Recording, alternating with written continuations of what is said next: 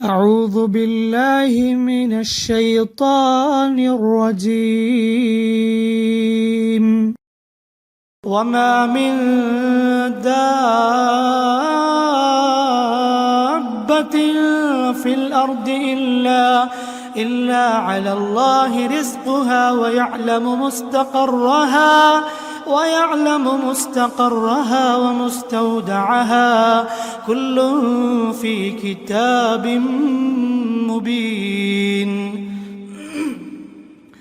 وهو الذي خلق السماوات والأرض في 6 أيام وكان عرشه على الماء ليبلوكم أيكم أحسن عملا. ولئن قلت إنكم مبعوثون من بعد الموت ليقولن الذين كفروا إن هذا إلا سحر مبين. ولئن أخرنا عنهم العذاب إلى أمة معدودة ليقولن ما يحبسه ألا يوم يأتيهم ليس مصروفا عنهم وحاق بهم ما كانوا به يستهزئون. ولئن أذقنا الإنسان منا رحمة ثم نزعناها منه إنه ليئوس كفور. ولئن أذقناه نعماء بعد ضراء مسته ليقولن ذهب السيئات عني إنه لفرح فخور. إلا الذين صبروا وعملوا الصالحات أولئك لهم مغفرة وأجر كبير. فلعلك تارك بعض ما يوحى إليك وضائق به صدرك أن يقولوا لولا أنزل عليه كنز أو جاء معه ملك إنما أنت نذير والله على كل شيء وكيل. أم يقولون افتراه قل فأتوا ب10 سور مثله مفتريات وادعوا من استطعتم من دون الله إن كنتم صادقين. فإن لم يستجيبوا لكم فاعلموا أنما أنزل بعلم الله وأن لا إله إلا هو فهل أنتم مسلمون. من كان يريد الحياة الدنيا وزينتها نوفي إليهم أعمالهم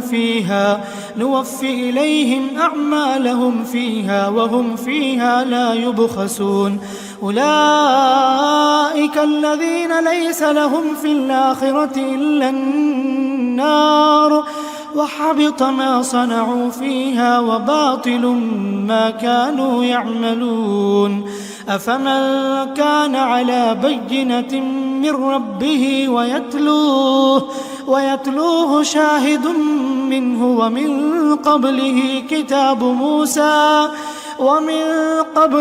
كتاب موسى إماما ورحمة أولئك يؤمنون به. ومن يكفر به من الأحزاب فالنار موعده فلا تك في مرية منه إنه الحق من ربك ولكن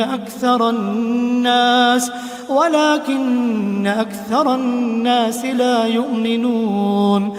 ومن أظلم ممن افترى على الله كذبا أولئك يعرضون على ربهم ويقول الأشهاد ويقول الأشهاد هؤلاء الذين كذبوا على ربهم ألا لعنة الله على الظالمين الذين يصدون عن سبيل الله ويبغونها عوجا وهم بالآخرة هم كافرون أولئك لم يكونوا معجزين في الأرض وما كان لهم من دون الله من أولياء يضاعف لهم العذاب ما كانوا يستطيعون السمع وما كانوا يبصرون أولئك الذين خسروا أنفسهم وضل عنهم ما كانوا يفترون لا جرم أنهم في الآخرة هم الأخسرون إن الذين آمنوا وعملوا الصالحات وأخبتوا إلى ربهم أولئك أصحاب الجنة هم فيها خالدون مثل الفريقين كالأعمى والأصم والبصير والسميع هل يستويان مثلا أفلا تذكرون ولقد أرسلنا نوحا إلى قومه إني لكم نذير مبين ألا تعبدوا إلا الله إني أخاف عليكم عذاب يوم أليم فقال الملأ الذين كفروا من قومه ما نراك إلا بشرا مثلنا وما نراك اتبعك إلا الذين هم أراذلنا بادي الرأي وما نرى لكم علينا من فضل بل نظنكم كاذبين قال يا قوم أرأيتم إن كنت على بينة من ربي وآتاني رحمة من عنده فعميت عليكم أنلزمكموها وأنتم لها كارهون ويا قوم لا أسألكم عليه مالا إن أجري إلا على الله وما أنا بطارد الذين آمنوا إنهم ملاقو ربهم ولكني أراكم قوما تجهلون ويا قوم من ينصرني من الله إن طردتهم أفلا تذكرون ولا أقول لكم عندي خزائن الله ولا أعلم الغيب ولا أقول إني ملك ولا أقول للذين تزدري أعينكم لن يؤتيهم الله خيرا الله أعلم بما في أنفسهم إني إذا لمن الظالمين قالوا يا نوح قد جادلتنا فأكثرت جدالنا فأتنا بما تعدنا إن كنت من الصادقين قال إنما يأتيكم به الله إن شاء وما أنتم بمعجزين ولا ينفعكم نصحي إن أردت أن أنصح لكم إن كان الله يريد أن يغويكم هو ربكم وإليه ترجعون أم يقولون افتراه قل إن افتريته فعلي إجرامي وأنا بريء مما تجرمون وأوحي إلى نوح أنه لن يؤمن من قومك إلا من قد آمن فلا تبتئس بما كانوا يفعلون واصنع الفلك بأعيننا ووحينا ولا تخاطبني في الذين ظلموا إنهم مغرقون ويصنع الفلك وكلما مر عليه ملأ من قومه سخروا منه قال إن تسخروا منا فإنا نسخر منكم كما تسخرون فسوف تعلمون من يأتيه عذاب يخزيه ويحل عليه عذاب مقيم حتى إذا جاء أمرنا وفارت النور قل نحمل فيها من كل زوجين اثنين وأهلك إلا من سبق عليه القول وما آمن معه إلا قليل وقال اركبوا فيها بسم الله مجريها ومرساها إن ربي لغفور رحيم وهي تجري بهم في موج كالجبال ونادى نوح ابنه وكان في معزل يا بني اركب معنا ولا تكن مع الكافرين قال سآوي إلى جبل يعصمني من الماء قال لا عاصم اليوم من أمر الله إلا من رحم وحال بينهما الموج فكان من المغرقين وقيل يا أرض ابلعي ماءك ويا سماء أقلعي وغيض الماء وقضي الأمر واستوت على الجودي وقيل بعدا للقوم الظالمين ونادى نوح ربه فقال رب إن ابني من أهلي وإن وعدك الحق وأنت أحكم الحاكمين قال يا نوح إنه ليس من أهلك إنه عمل غير صالح فلا تسألني ما ليس لك به علم إني أعظك أن تكون من الجاهلين قال رب إني أعوذ بك أن أسألك ما ليس لي به علم قال رب إني أعوذ بك أن أسألك ما ليس لي به علم وإلا تغفر لي وترحمني أكن من الخاسرين قيل يا نوح اهبط بسلام منا وبركات عليك وعلى ممن معك وأمم سنمتعهم ثم يمسهم منا عذاب أليم تلك من أنباء الغيب نوحيها إليك ما كنت تعلمها أنت ولا قومك من قبل هذا فاصبر إن العاقبة للمتقين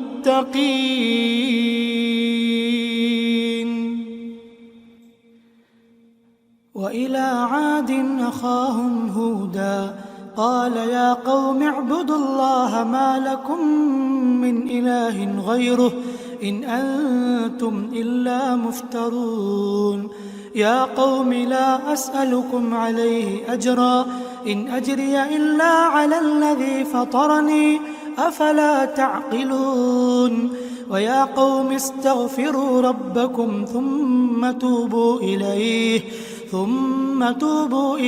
يرسل السماء عليكم مدرارا ويزدكم قوة إلى قوتكم ولا تتولوا مجرمين قالوا يا هود ما جئتنا ببينة وما نحن بتاركي آلهتنا عن قولك وما نحن لك بمؤمنين إن نقول إلا اعتراك بعض آلهتنا بسوء قال إني أشهد الله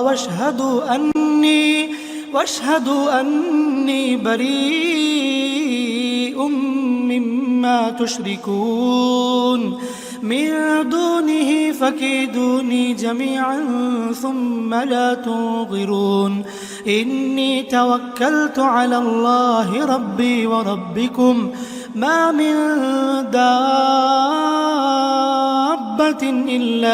إلا هو آخذ بناصيتها إن ربي على صراط مستقيم فإن تولوا فقد أبلغتكم ما أرسلت به إليكم ويستخلف ربي قوما غيركم ولا تضرونه شيئا إن ربي على كل شيء حفيظ ولما جاء أمرنا نجينا هودا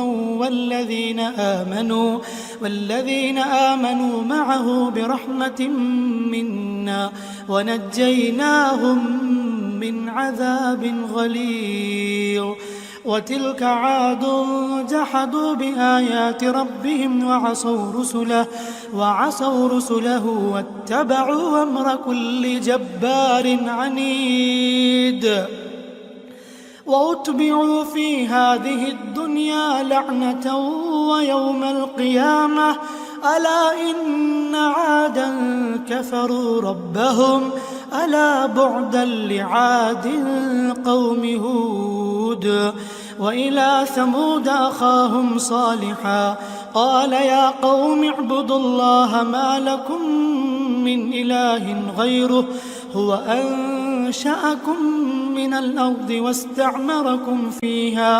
واستعمركم فيها فاستغفروه ثم توبوا إليه إن ربي قريب مجيب قالوا يا صالح قد كنت فينا مرجوا قبل هذا أتنهانا أن نعبد ما يعبد آباؤنا وإننا لفي شك مما تدعونا إليه مريب قال يا قوم أرأيتم إن كنت على بينة من ربي وآتاني منه رحمة فمن ينصرني من الله إن عصيته فما تزيدونني غير تخسير ويا قوم هذه ناقة الله لكم آية فذروها تأكل في أرض الله ولا تمسوها بسوء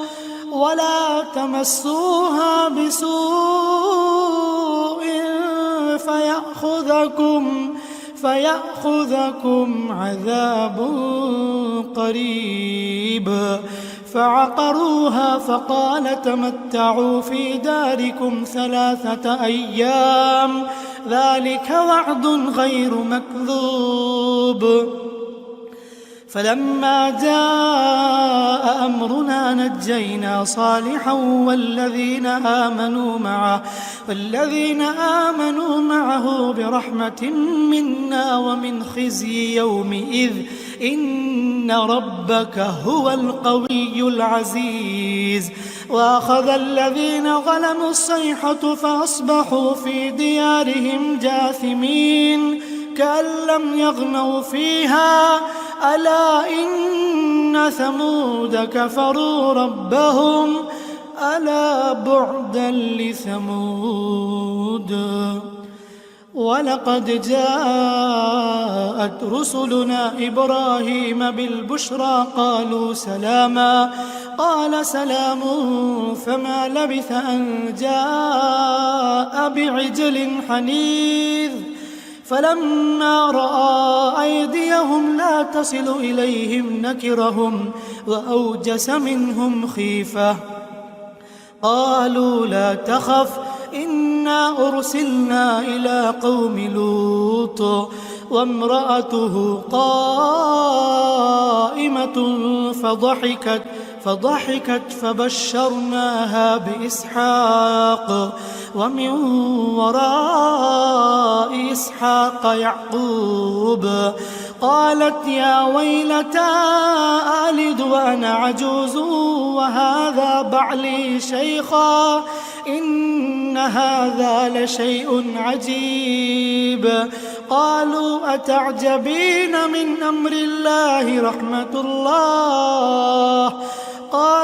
أتعجبين من أمر الله رحمة الله وبركاته عليكم أهل البيت إنه حميد مجيد فلما ذهب عن إبراهيم الروع وجاءته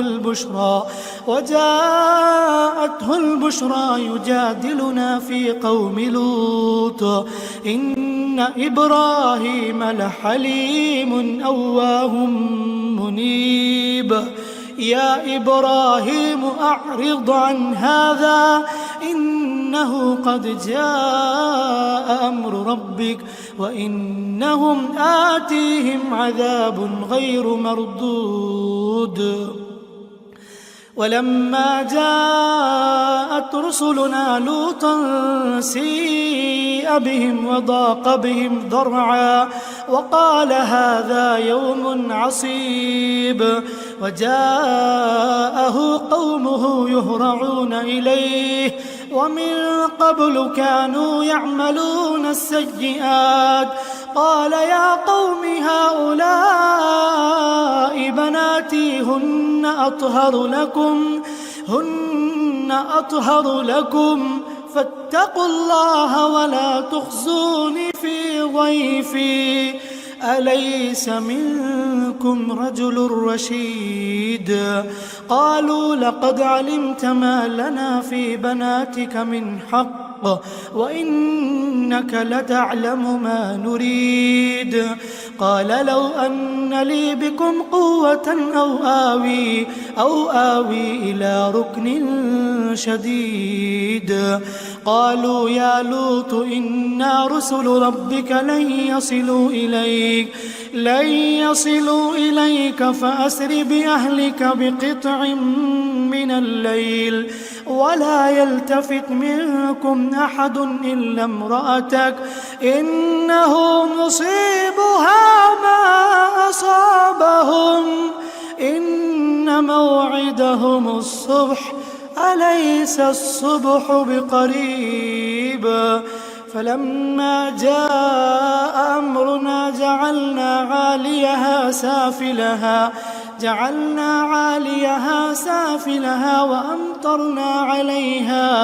وأمطرنا عليها حجارة من سجيل منضود مسومة عند ربك وما هي من الظالمين ببعيد وإلى مدين أخاهم شعيبا قال يا قوم اعبدوا الله ما لكم من إله غيره ولا تنقصوا المكيال والميزان إني أراكم بخير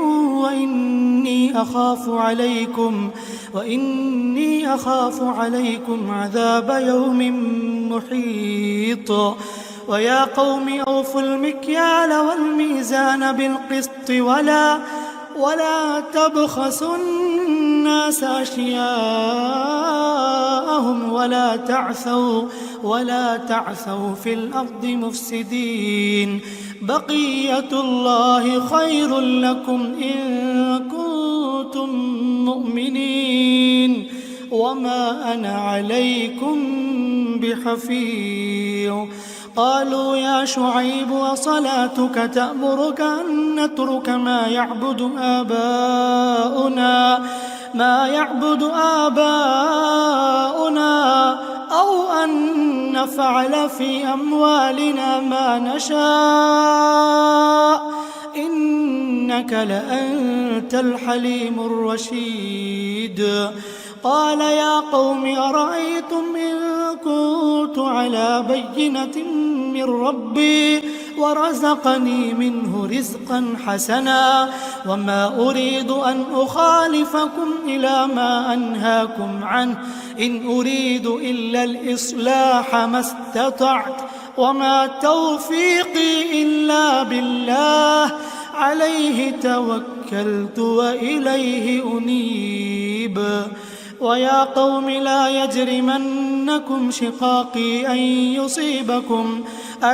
يصيبكم مثل ما أصاب قوم نوح أو قوم هود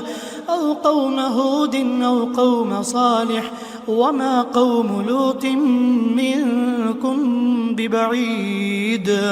واستغفروا ربكم ثم توبوا إليه إن ربي رحيم ودود. قالوا يا شعيب ما نفقه كثيرا مما تقول وإنا لنراك فينا ضعيفا ولولا رهطك لرجمناك وما أنت علينا بعزيز. قال يا قوم أرهطي أعز عليكم من الله واتخذتموه وراءكم ظهريا إن ربي بما تعملون محيط. ويا قوم اعملوا على مكانتكم إني عامل سوف تعلمون من يأتيه عذاب يخزيه ومن هو كاذب وارتقبوا إني معكم رقيب. ولما جاء أمرنا نجينا شعيبا والذين آمنوا معه برحمة منا وأخذت الذين ظلموا الصيحة فأصبحوا في ديارهم جاثمين كأن لم يغنوا فيها ألا بعدا لمدين كما بعدت ثمود. ولقد أرسلنا موسى بآياتنا وسلطان مبين إلى فرعون وملئه فاتبعوا أمر فرعون وما أمر فرعون برشيد. يقدم قومه يوم القيامة فأوردهم النار وبئس الورد المورود. وأتبعوا في هذه لعنة ويوم القيامة بئس الرفد المرفود. ذلك من أنباء القرى نقصه عليك منها قائم وحصيد. وما ظلمناهم ولكن ظلموا أنفسهم فما أغنت عنهم آلهتهم التي يدعون من دون الله من شيء لما جاء أمر ربك وما زادوهم غير تتبيب. وكذلك أخذ ربك إذا أخذ القرى وهي ظالمة إن أخذه أليم شديد. إن في ذلك لآية لمن خاف عذاب الآخرة ذلك يوم مجموع له الناس وذلك يوم مشهود. وما نؤخره إلا لأجل معدود. يوم يأتي لا تكلم نفس إلا بإذنه فمنهم شقي وسعيد. فأما الذين شقوا ففي النار لهم فيها زفير وشهيق خالدين فيها ما دامت السماوات والأرض إلا ما شاء ربك إن ربك فعال لما يريد. وأما الذين سعدوا ففي الجنة خالدين فيها ما دامت السماوات والأرض إلا ما شاء ربك عطاء غير مجذوذ. فلا تك في مرية مما يعبد هؤلاء ما يعبدون إلا كما يعبد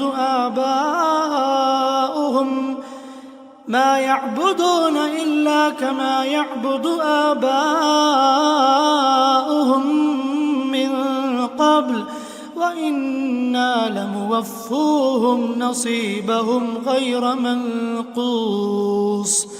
ولقد آتينا موسى الكتاب فاختلف فيه ولولا كلمة سبقت من ربك لقضي بينهم وإنهم لفي شك منه مريب.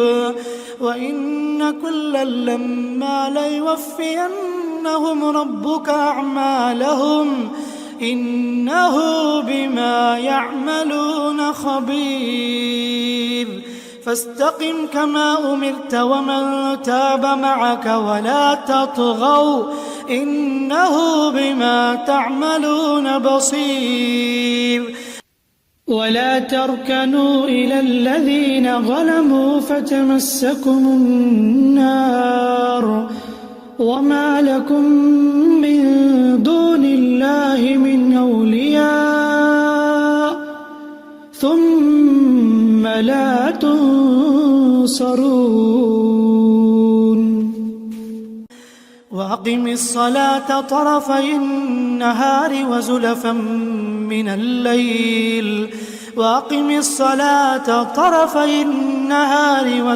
من الليل إن الحسنات يذهبن السيئات ذلك ذكرى للذاكرين. واصبر فإن الله لا يضيع أجر المحسنين. فلولا كان من القرون من قبلكم أولو بقية ينهون عن الفساد في الأرض إلا قليلا ممن أنجينا منهم واتبع الذين ظلموا ما أترفوا فيه وكانوا مجرمين. وما كان ربك ليهلك القرى بظلم وأهلها مصلحون. ولو شاء ربك لجعل الناس أمة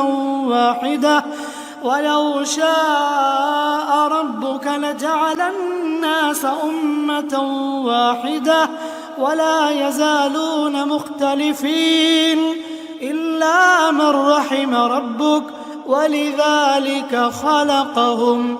وتمت كلمة ربك لأملأن جهنم من الجنة والناس أجمعين. وكلا نقص عليك من أنباء الرسل ما نثبت به فؤادك وجاءك في هذه الحق وموعظة وذكرى للمؤمنين. وقل للذين لا يؤمنون اعملوا على مكانتكم إنا عاملون وانتظروا إنا منتظرون.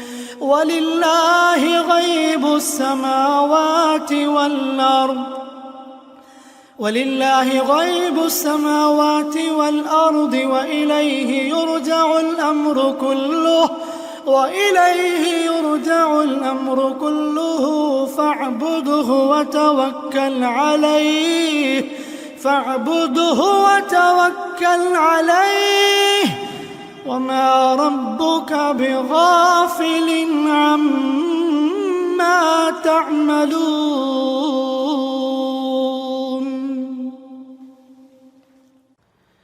سورة يوسف مكية. بسم الله الرحمن الرحيم. ألف لام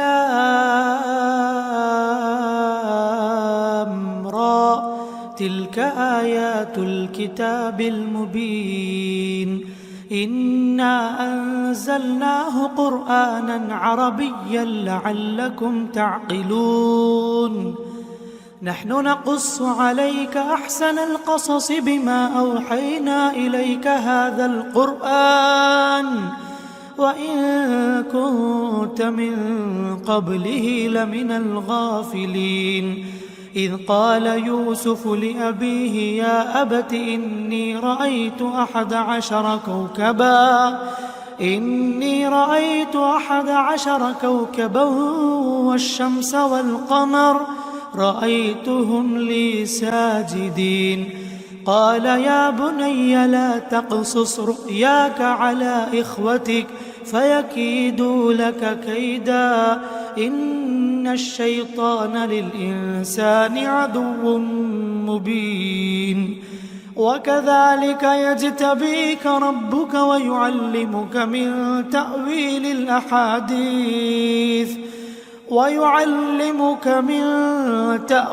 الأحاديث ويتم نعمته عليك وعلى آل يعقوب كما أتمها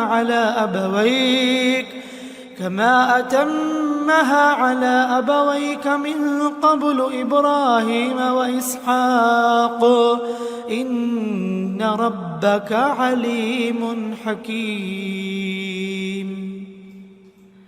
لقد كان في يوسف وإخوته آيات للسائلين إذ قالوا ليوسف وأخوه أحب إلى أبينا منا ونحن عصبة إن أبانا لفي ضلال مبين. اقتلوا يوسف أو اطرحوه أرضا يخل لكم وجه أبيكم وتكونوا من بعده قوما صالحين. قال قائل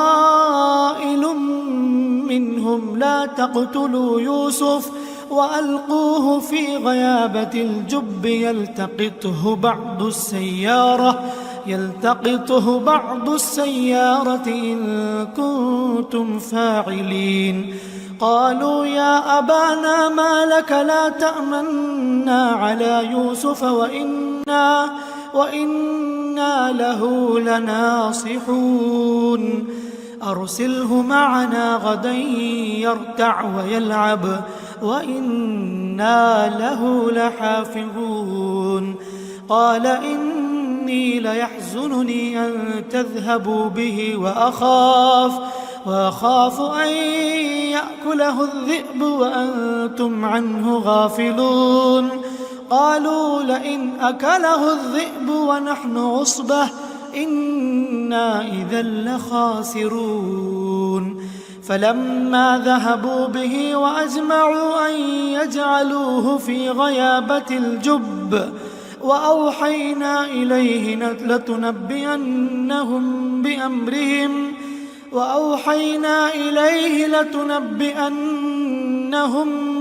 بأمرهم هذا وهم لا يشعرون. وجاءوا أباهم عشاء يبكون. قالوا يا أبانا إنا ذهبنا نستبق إنا ذهبنا نستبق وتركنا يوسف عند متاعنا فأكله الذئب وما أنت بمؤمن لنا ولو كنا صادقين. وجاءوا على قميصه بدم كذب قال بل سولت لكم أنفسكم أمرا فصبر جميل والله المستعان على ما تصفون. وجاءت سيارة فأرسلوا واردهم فأدلى دلوه قال يا بشرى هذا غلام وأسروه بضاعة والله عليم بما يعملون. وشروه بثمن بخس دراهم معدودة وكانوا فيه من الزاهدين. وقال الذي اشتراه من مصر لامرأته أكرمي مثواه عسى أن ينفعنا أو نتخذه ولدا وكذلك مكنا ليوسف في الأرض ولنعلمه من تأويل الأحاديث والله غالب على أمره ولكن أكثر الناس لا يعلمون. ولما بلغ أشده آتيناه حكما وعلما وكذلك نجزي المحسنين. وراودته التي هو في بيتها عن نفسه وغلقت الأبواب وقالت هيت لك قال معاذ الله إنه ربي أحسن مثواي إنه لا يفلح الظالمون. ولقد همت به وهم بها لولا أن رأى برهان ربه كذلك لنصرف عنه السوء والفحشاء إنه من عبادنا المخلصين. واستبق الباب وقدت قميصه من دبر وألف يا سيدها لدى الباب قالت ما جزاء من أراد بأهلك سوءا إلا أن يسجن أو عذاب أليم. قال هي راودتني عن نفسي وشهد شاهد من أهلها إن كان قميصه قد من قبل فصدقت وهو من الكاذبين وإن كان قميصه قد من دبر فكذبت وهو من الصادقين. فلما رأى قميصه قد من دبر قال إنه من كيدكن إن كيدكن عظيم. يوسف أعرض عن هذا واستغفري لذنبك إنك كنت من الخاطئين. وقال نسوة في المدينة امرأة العزيز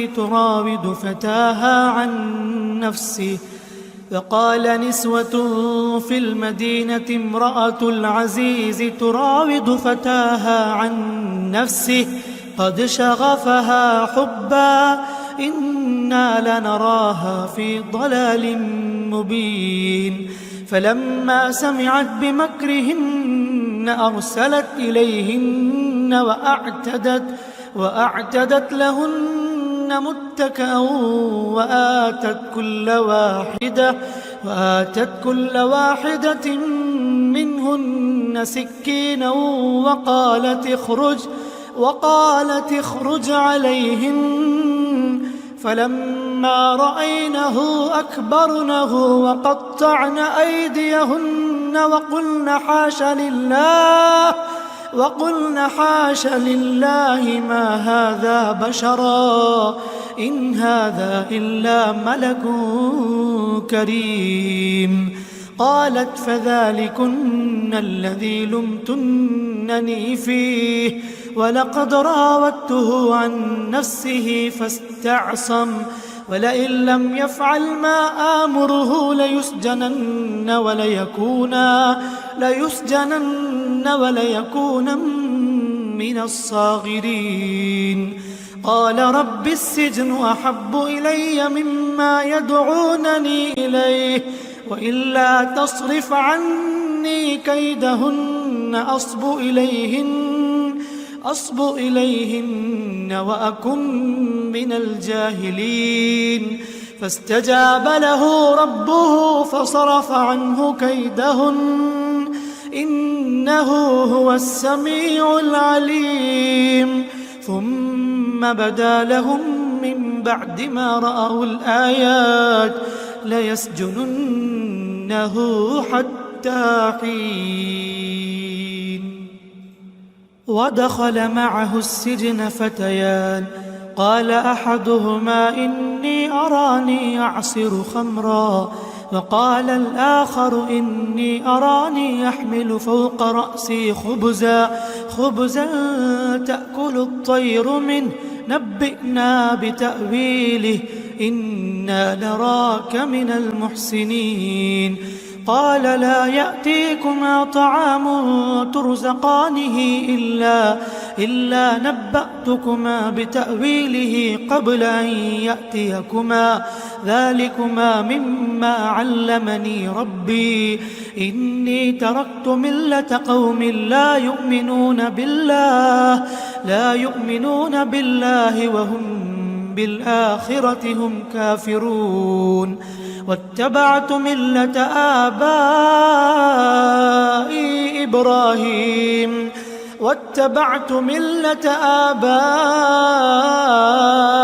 إبراهيم وإسحاق ويعقوب ما كان لنا أن نشرك بالله من شيء ذلك من فضل الله علينا وعلى الناس ولكن أكثر الناس لا يشكرون. يا صاحبي السجن أأرباب متفرقون خير أم الله الواحد القهار. ما تعبدون من دونه إلا أسماء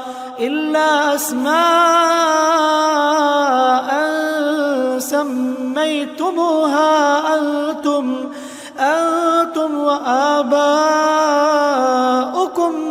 ما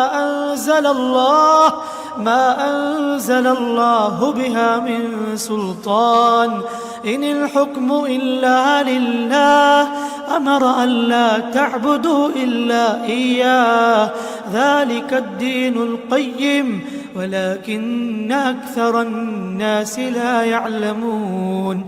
يا صاحبي السجن أما أحدكما فيسقي ربه خمرا وأما الآخر فيصلب فتأكل الطير من رأسه قضي الأمر الذي فيه تستفتيان. وقال للذي ظن أنه ناج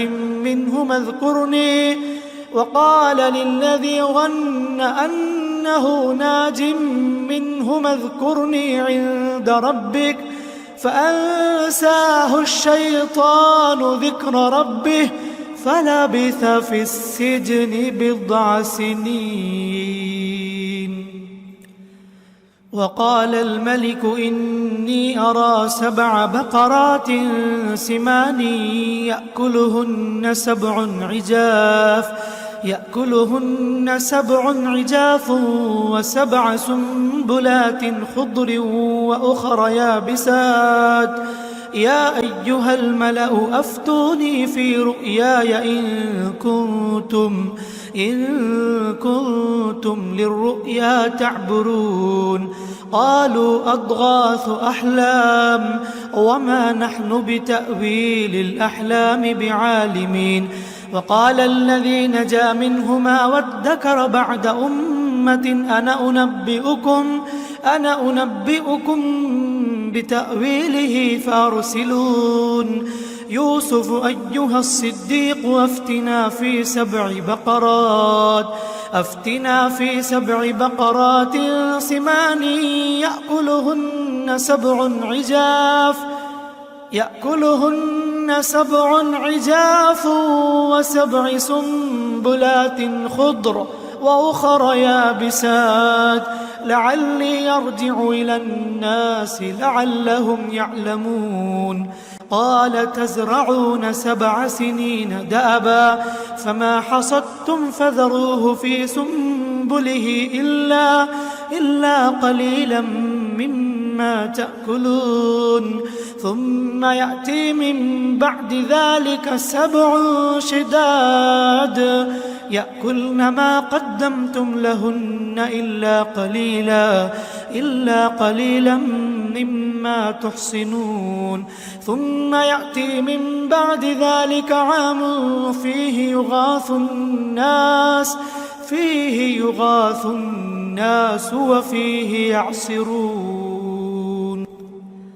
وقال الملك ائتوني به فلما جاءه الرسول قال ارجع إلى ربك فاسأله ما بال